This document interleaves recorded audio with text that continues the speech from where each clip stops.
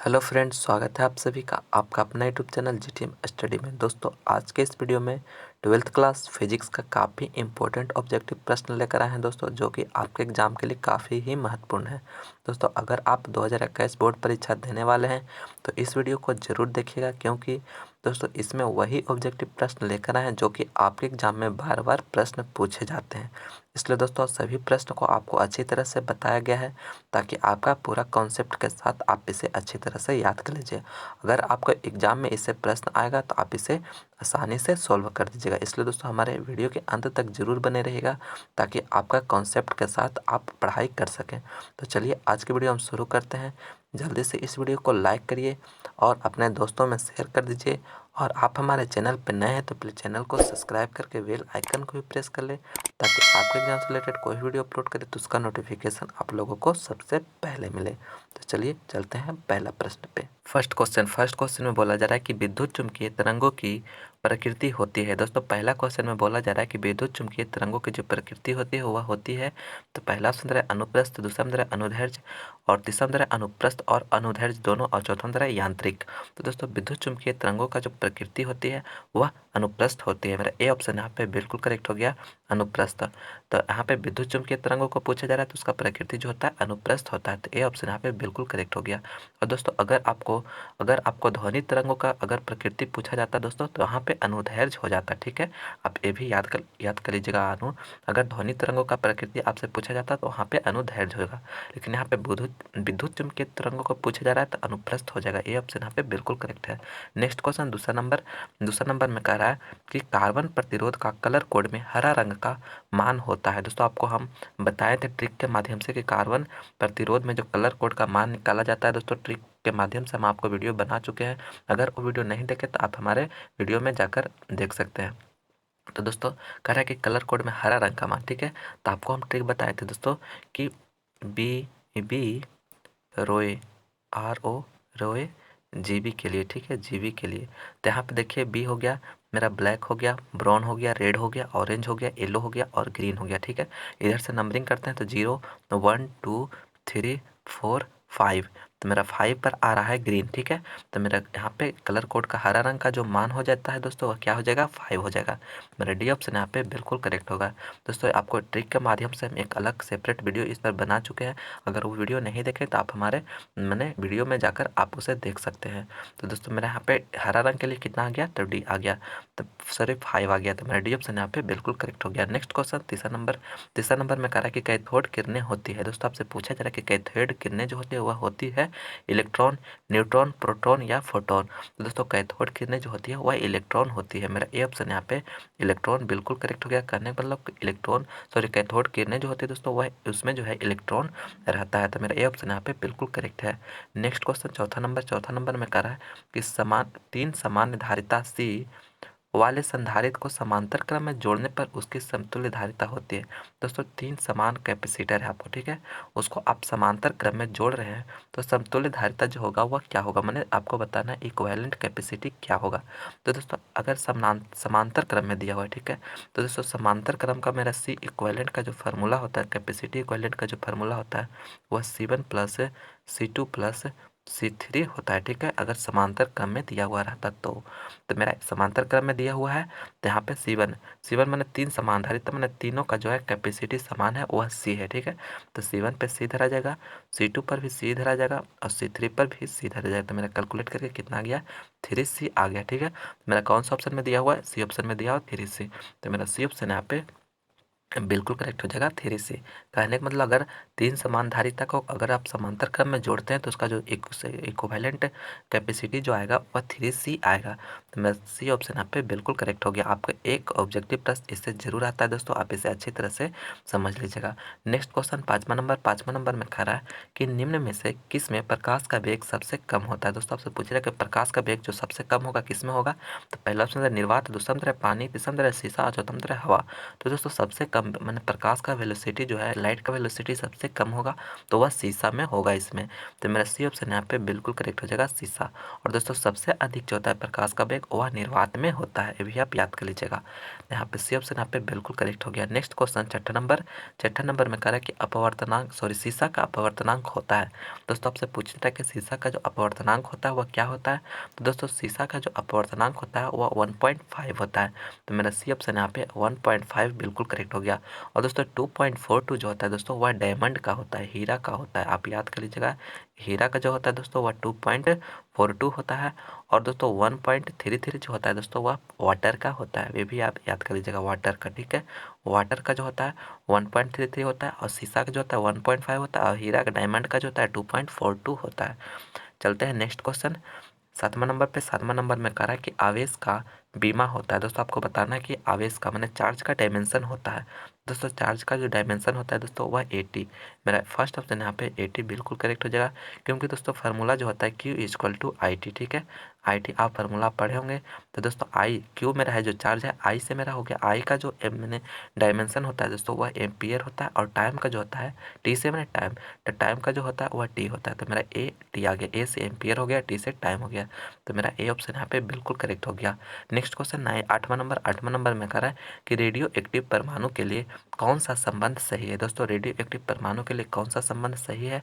तो दोस्तों इसका जो राइट आंसर हो जाएगा अर्ध आयु बराबर 0.6931 इंटू औसत आयु। मेरा डी ऑप्शन यहाँ पे बिल्कुल करेक्ट हो जाएगा। कहने का मतलब रेडियो एक्टिव परमाणु के लिए जो सही संबंध है वह अर्ध आयु बराबर 0.6931 इंटू औसत आयु। डी ऑप्शन यहाँ पे बिल्कुल करेक्ट हो गया। नेक्स्ट क्वेश्चन 9 नंबर में कह रहा है कि प्लांक नियतांक, प्लांक कांस्टेंट का मान है। दोस्तों आपको बताना है कि प्लांक कांस्टेंट का जो वैल्यू होता है वह क्या होता है। तो दोस्तों प्लांक कांस्टेंट का जो वैल्यू होता है वह 6.626 इंटू 10⁻34 जूल सेकेंड होता है। मेरा सी ऑप्शन यहाँ पे बिल्कुल करेक्ट हो गया, 6.626 इंटू 10⁻34 जूल सेकेंड होता है। तो दोस्तों यहाँ पे सी ऑप्शन यहाँ पे बिल्कुल करेक्ट हो गया। आप इसका यूनिट जरूर याद कर लीजिएगा, जूल सेकेंड में होता है।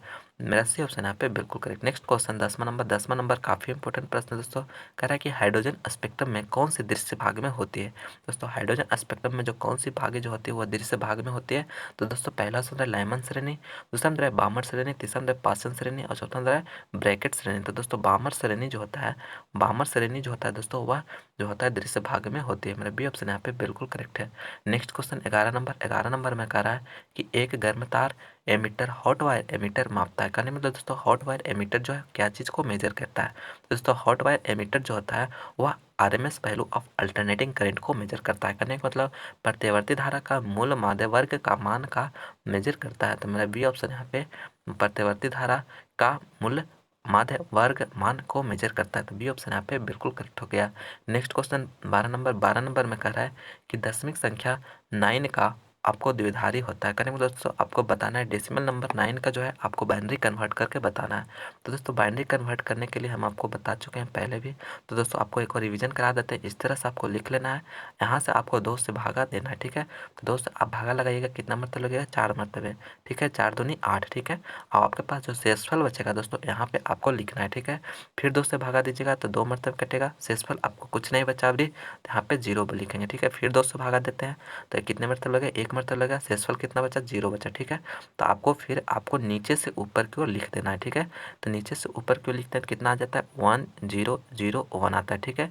इसको आप इस तरह, तो मेरा कौन सा ऑप्शन में है, तो ऑप्शन मेरा बी में दिया हुआ है, ठीक है। तो 1001 जो है बी ऑप्शन में दिया हुआ है, तो मेरा यहाँ पे बी ऑप्शन यहाँ पे बिल्कुल करेक्ट हो जाएगा। कहने का मतलब दोस्तों अगर आपको बाइनरी कन्वर्ट करने के लिए आएगा तो जो भी आपका डिजिट दिया हुआ रहेगा, मैंने अगर डेसिमल नंबर दिया रहेगा तो इस तरह से ही आपको बनाना है, ठीक है। तो दोस्तों यहाँ पे 9 लिख देना, यहाँ से आपको 2 से भागा देते जाना, और जो वैल्यू मेरा जो आएगा और शेषफल जो है दोस्तों आपको इसके साइड में लिखते जाना।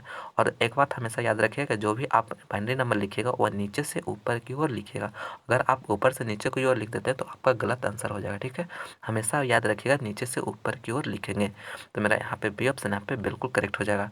नेक्स्ट क्वेश्चन 13 नंबर में कह रहा है कि ब्रिस्टर का ला है। दोस्तों आपको बताना है कि ब्रिस्टर ला जो होता है वह है, तो दोस्तों ब्रिस्टर ला जो होता है दोस्तों म्यू इक्वल टू 10 IP होता है, 10 IP, ठीक है।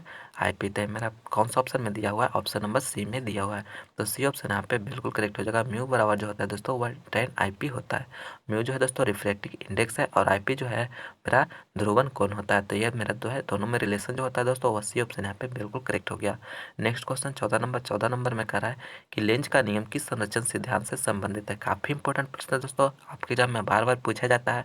तो लेंज का नियम का जो जो संरक्षण का सिद्धांत जो संबंधित है दोस्तों वह किसका है। तो पहला ऑप्शन है आवेश का, दूसरा ऑप्शन है द्रव्यमान के, और तीसरा ऑप्शन है ऊर्जा के, और चौथा ऑप्शन है संवेग के। तो दोस्तों लेंज का नियम का जो है वह ऊर्जा के संरक्षण सिद्धांत से संबंधित है। लेंज का जो नियम है वह ऊर्जा के संरक्षण के सिद्धांत से संबंधित है। मेरा सी ऑप्शन यहाँ पे ऊर्जा के बिल्कुल करेक्ट है। कहने का मतलब लेंज का नियम जो है दोस्तों वह ऊर्जा संरक्षण सिद्धांत से संबंधित है।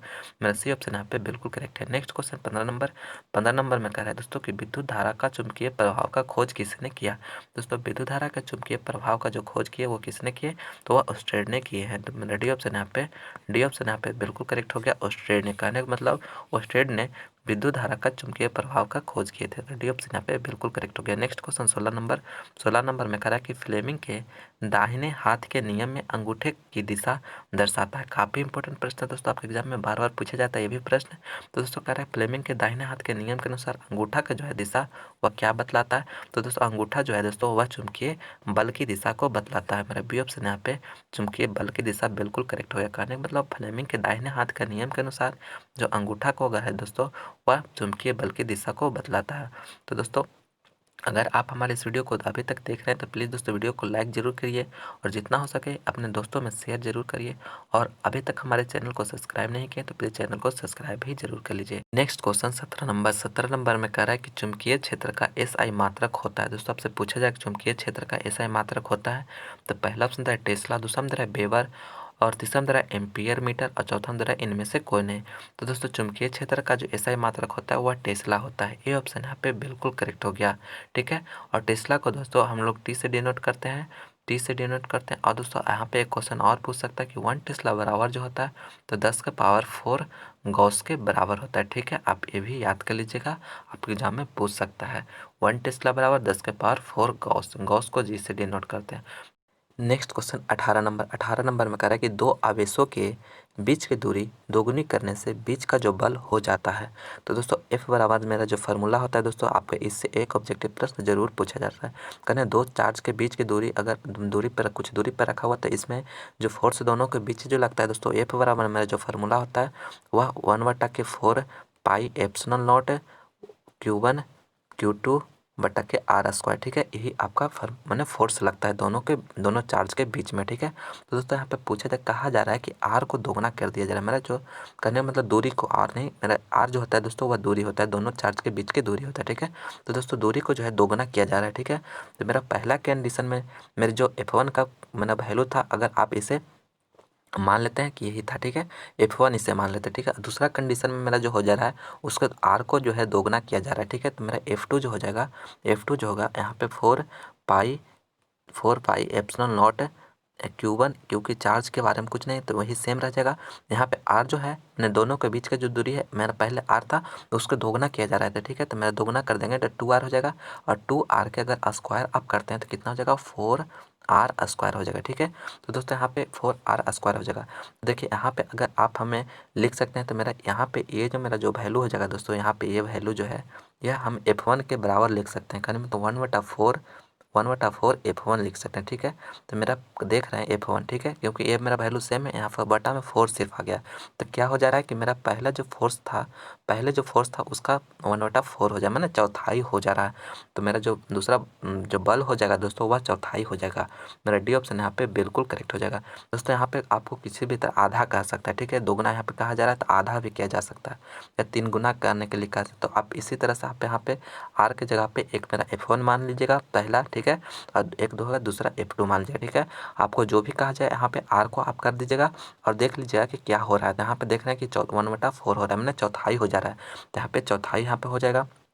कहने का मतलब यहाँ पे डी ऑप्शन यहाँ पे बिल्कुल करेक्ट है। इसी तरह से आपका ऑब्जेक्टिव प्रश्न पूछा जाता है, एक ऑब्जेक्टिव प्रश्न बार बार इससे पूछा जाता है। इससे चलते हैं नेक्स्ट क्वेश्चन 19वां नंबर में कह रहा है कि निम्न में से कौन सदिश राशि है। दोस्तों आपसे पूछा जाए कौन जो है सदिश राशि है, तो पहला ऑप्शन रहा है आवेश, दूसरा नंबर धारिता और तीसरा नंबर है त्वरण और चौथा नंबर इनमें से कोई नहीं।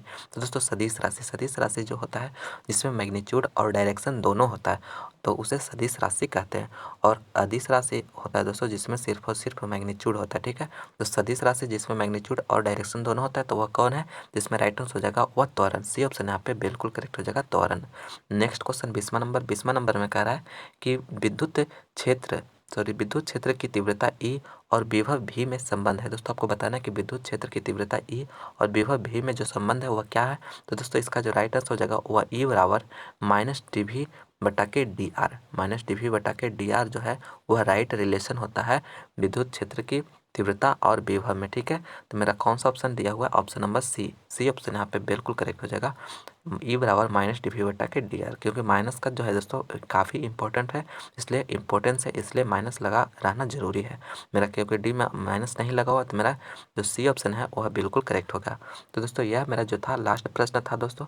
तो दोस्तों इसी तरह से आपको हम सभी जो आप एग्जाम में बार बार प्रश्न पूछे जाते हैं, इसी तरह से आपको हम सभी आपको फटाफट क्रैश कोर्स के माध्यम से आपको रिवीजन करा देंगे दोस्तों यह मेरा लास्ट प्रश्न था। मैं उम्मीद करता हूं कि यह वीडियो आपको पसंद आया होगा, तो प्लीज़ इसे लाइक करें, अपने दोस्तों में शेयर करें, और आप हमारे चैनल पर नए हैं तो प्लीज़ चैनल को सब्सक्राइब करके बेल आइकन को भी प्रेस कर लें, ताकि आपके एग्जाम से रिलेटेड कोई वीडियो अपलोड करें तो उसका नोटिफिकेशन आप लोगों को सबसे पहले मिले। तो चलिए मिलते हैं हम अगले वीडियो में। इसी तरह से आप लोग मन लगा कर पढ़ते रहिए। चलिए मिलते हैं अगले वीडियो में। इस वीडियो को देखने के लिए बहुत बहुत धन्यवाद।